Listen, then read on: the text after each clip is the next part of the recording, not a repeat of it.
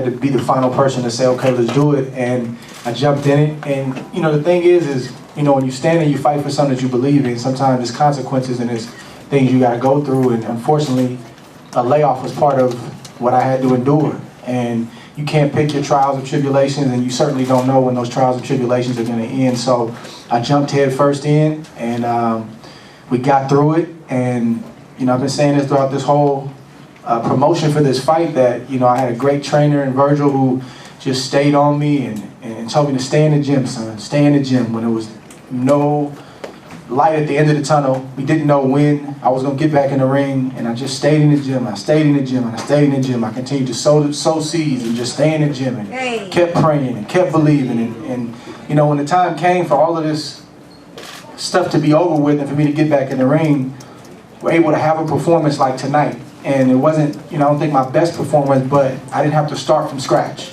I'm thankful for the gift God has given me in this game, and the way I give Him a return and the way I say thank you to Him is by working hard when nobody's looking, eating right, living right, doing the right things. I'm not perfect, but I try to make sure that I respect the talent that I have. So when I'm in front of the lights and the cameras and the actions and all the people, they see the fruits of what's been going on when nobody was around. So that's what I'm happy about tonight, is just that we endured the trial we went through.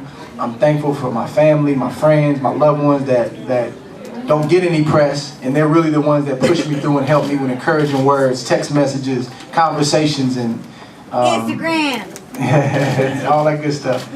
So I'm just thankful to be back on the right track. I got a new team. Rock Nation Sports did a phenomenal job.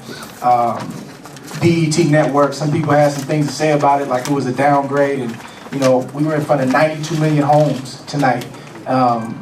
At least that's who had access to the fight. And we were able to be on The View before this fight, and that was all because of the BET relationship and the Rock Nation relationship. So, we're not afraid to trailblaze. We're not afraid to take risk, calculated risk, and we're not afraid to go the opposite direction of the crowd if that's what we feel as a team we need to do. And I'm gonna say this, and I don't know if we're gonna open it up for questions. My whole career, I've been the oddball.